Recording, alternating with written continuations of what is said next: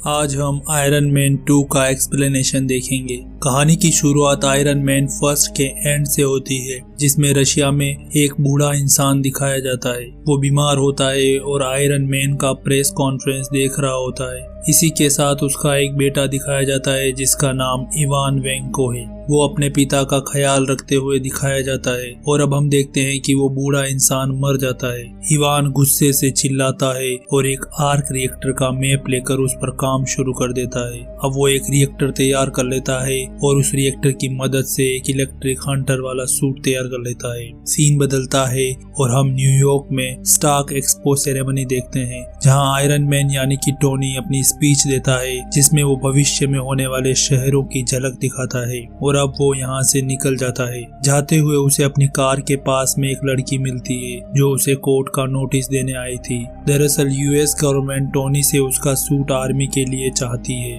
इसके लिए उस पर सरकार का केस चल रहा था। टोनी सीधा कोर्ट पहुंचता है, जहां सेनेटर स्टैन टोनी को सूट सरकार के हवाले करने के लिए कहते हैं, लेकिन टोनी साफ मना कर देता है। यहीं पर टोनी का दोस्त रोडीज आता है, जिसे हम आयरन मैन फर्स्ट में देख चुके हैं। इस मूवी से किरदार नए हीरो को दिया गया है। आने वाली सभी मूवी में रोडीज का किरदार इन्हीं के द्वारा किया जाएगा। रोडीज यूएस आर्मी की ओर से टोनी के सूट को सरकार को देने के समर्थन में आता है। साथ ही जस्टिन हैमर, जो कि हथियार बनाने में टोनी का एक कॉम्पिटिटर है, वह भी सरकार के समर्थन में खड़ा था। सीन बदलता है और टोनी अपनी लैब में अपने रिएक्टर में लगे पैलेडियम कोर को बदलता है। दरअसल पैलेडियम कोर की वजह से टोनी की बॉडी में जहर फैल रहा था, लेकिन उसकी जगह कोई दूसरा पदार्थ काम नहीं कर सकता था, इसलिए टोनी को उसे यूज करना जरूरी था। टोनी को लगने लगा था कि अब वो कुछ सालों के लिए ही जिंदा है, इसलिए अपनी असिस्टेंट पेपर पोर्ट्स को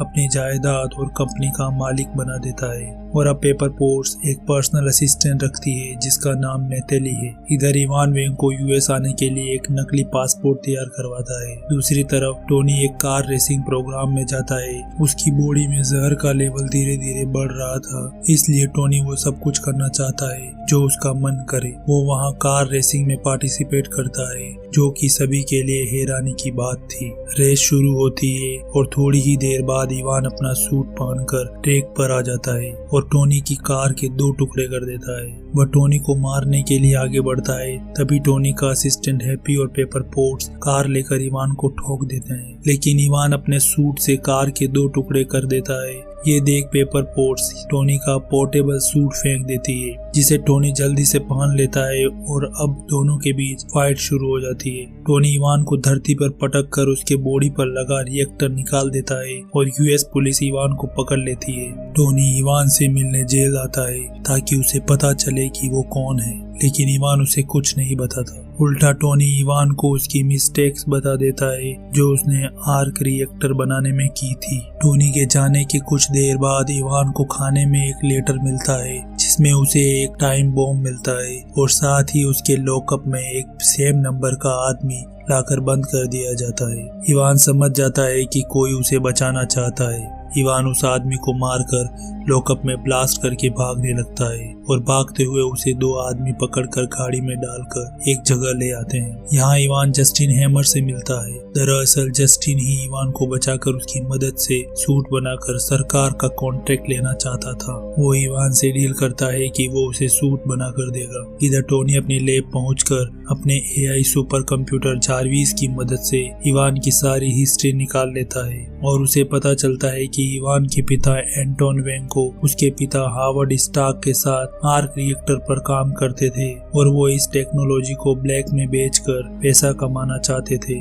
इसलिए हार्वर्ड स्टार्क ने उन्हें जासूसी के जुर्म में जेल भिजवा दिया। उसके बाद उनकी जिंदगी बदतर हो गई, इसलिए इवान वेंग को टोनी को अपना दुश्मन मानता है। दूसरी तरफ जस्टिन इवान को अपनी फैक्ट्री में लेकर आता है। यहाँ वो इवान को अपने द्वारा बनाए गए सूट बताता है और कहता है कि इन्हें चालू करने का काम अब तुम्हारा है। सीन बदलता है और हम देखते हैं कि टोनी की बॉडी में जहर तेजी से फैल रहा है और आज उसके बर्थडे पर वो अपने सूट के साथ दारू पीकर पार्टी करता है, क्योंकि उसे लगता है कि ये उसका लास्ट जन्मदिन है। यहीं पर टोनी से मिलने रोडी जाता है, क्योंकि उसे सरकार से ऑर्डर था कि आयरन मैन या उसके सूट को तुम्हें आर्मी में शामिल करना है। लेकिन टोनी सूट पहनकर नशे में धुत था, इसलिए उसे समझाने के लिए रोडीज टोनी का पुराना सूट पहनकर उसे पार्टी में रोकने आ जाता है। लेकिन नशे में होने के कारण टोनी उसकी बात नहीं मानता और दोनों आपस में लड़ने लगते हैं। लड़ते लड़ते वो दोनों पूरे घर को तोड़ देते हैं। इसी के साथ एक समय ऐसा आता है जब दोनों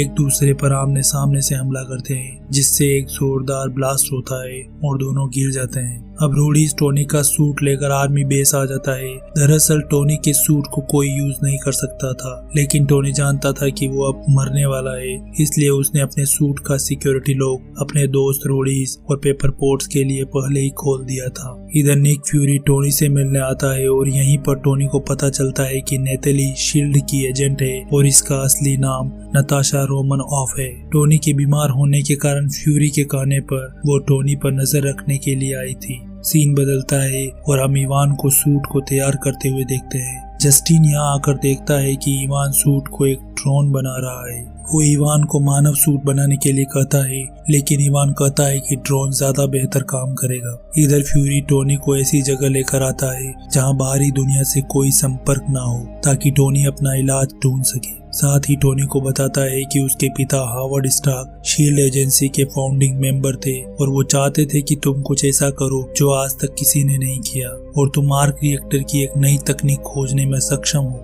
अब वो टोनी को उसके पिता के सामान का एक सूटकेस देकर चला जाता है।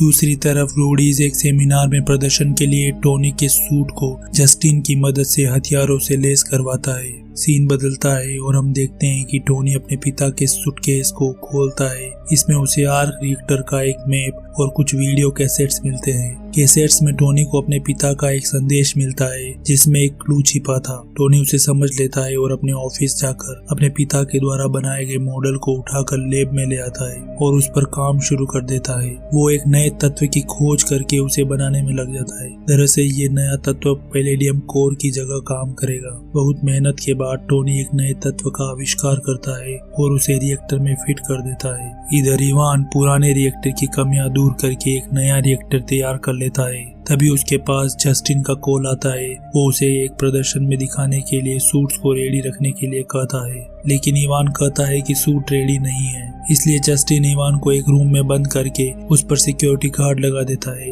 लेकिन इवान उनको मारकर टोनी को कॉल करके कहता है कि एक नए धमाके के लिए तुम तैयार रहो। टोनी उसका कॉल ट्रेस करके पता लगाता है कि वो कहां से बोल रहा है। एग्जैक्ट लोकेशन मिलने से पहले ही इवान कॉल काट देता है, लेकिन टोनी को यह पता चल जाता है कि वो जस्टिन के प्रदर्शन के आसपास ही कहीं है। इवान को रोकने के लिए टोनी अपने नए रिएक्टर को टेस्ट किए बिना ही अपने चेस्ट पर इंस्टॉल कर देता है। दूसरी तरफ जस्टिन प्रदर्शन में अपने सूट्स लोगों के सामने प्रदर्शित करता है और साथ ही हथियारों से लैस रोडीज के सूट को भी दिखाता है। तभी वहाँ टोनी आयरन मैन बनकर आ जाता है और रोडीज को कहता है कि मैं यहाँ कोई तमाशा करने नहीं आया हूँ, बल्कि इवान को रोकने आया हूँ जो जिंदा है और जस्टिन उससे मिला हुआ है। वो जस्टिन से पूछने लगता है कि इवान कहाँ है। इतने में हम देखते हैं कि रोडीज का सूट टोनी पर हमला करने के लिए गन तान देता है। टोनी कहता है कि रोडीज तुम क्या कर रहे हो, लेकिन रोडीज कहता है कि मैं ये नहीं कर रहा हूँ, शायद किसी ने मेरा सूट हैक कर लिया है। दरअसल इवान सभी सूट को हैक कर लेता है और उन्हें कंट्रोल करके टोनी को मारने के लिए तैयार कर लेता है। टोनी लोगों को बचाने के लिए उस जगह से दूर भागने लगता है। रोडीज का सूट और कुछ ड्रोन सूट टोनी के पीछे लग जाते हैं और उस पर हमला शुरू कर देते हैं और बाकी के सूट शहर में धमाके शुरू कर देते हैं। इधर पेपर पोस्ट जस्टिन को कहती है कि तुम ये क्या कर रहे हो, तो वो बताता है कि हमारे सारे सूट्स इवान ने हैक कर लिए हैं और वो इन्हें कंट्रोल कर रहा है। नताशा जस्टिन से पता करती है कि इवान कहाँ है और वहाँ जाने के लिए रवाना हो जाती है। नताशा जस्टिन की फैक्ट्री पहुंचकर सिक्योरिटी को मारते हुए इवान के रूप में पहुंच जाती है, लेकिन इवान वहाँ से निकल जाता है। इधर टोनी एक पृथ्वी के मॉडल में घुसकर सभी ड्रोन सूट्स को ब्लास्ट कर देता है, लेकिन रोडीज का सूट टोनी पर आकर गिरता है और दोनों एक जगह जाकर गिर जाते हैं। रोडीज का सूट फिर से टोनी पर हमला शुरू कर देता है। इधर नताशा हैक किए हुए रोडीज के सूट को नॉर्मल कर देती है और कहती है कि कुछ और ड्रोन्स वहां आ रहे हैं, आप दोनों को यहाँ से निकलना चाहिए। टोनी और रोडीज निकलने वाले होते हैं, उससे पहले कुछ और ड्रोन्स वहां आ जाते हैं और उन पर हमला शुरू कर देते हैं। टोनी और रोडीज उनसे लड़ने लगते हैं। अंत में टोनी अपने लेजर पावर से सभी ड्रोन्स को एक ही वार में खत्म कर देता है। सीन बदलता है और हम देखते हैं पेपर पोट्स जस्टिन को गिरफ्तार करवा देती है। जस्टिन पेपर को धमकी देता है कि वो बदला जरूर लेगा। इधर टोनी और रोडीज जाने लगते हैं, जितने में एक और सूट आ जाता है जिसमें इवान खुद होता है। वो अपने अपग्रेड किए हुए सूट से उन पर हमला शुरू कर देता है। दोनों उससे लड़ने लगते हैं, लेकिन वो दोनों पर भारी पड़ रहा था, इसलिए टोनी को एक आइडिया आता है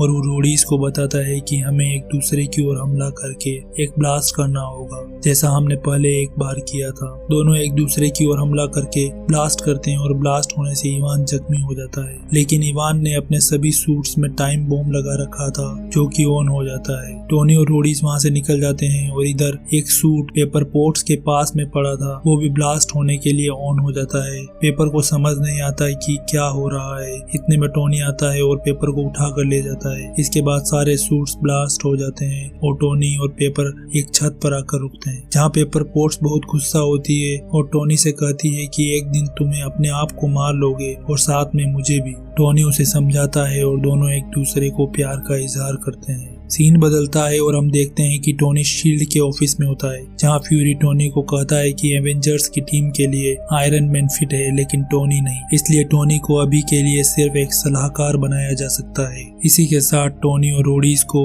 यूएस सरकार की तरफ से सम्मानित किया जाता है और यहीं पर मूवी खत्म हो जाती है। मूवी के पोस्ट क्रेडिट सीन में हम शील्ड एजेंट कोल्सन को न्यू मैक्सिको में देखते हैं। यहाँ वो एक बड़े से खड्डे में एक हथौड़ा देखता है और इसकी सूचना शील्ड तक पहुंचाता है। दरअसल ये थोर का हथौड़ा है। थोर के बारे में आने वाली नेक्स्ट मूवीज में जानेंगे। इससे पहले के पार्ट्स देखने के लिए आई बटन या डिस्क्रिप्शन में लिंक पर क्लिक करें। वीडियो अच्छी लगी हो तो लाइक, शेयर और चैनल को सब्सक्राइब जरूर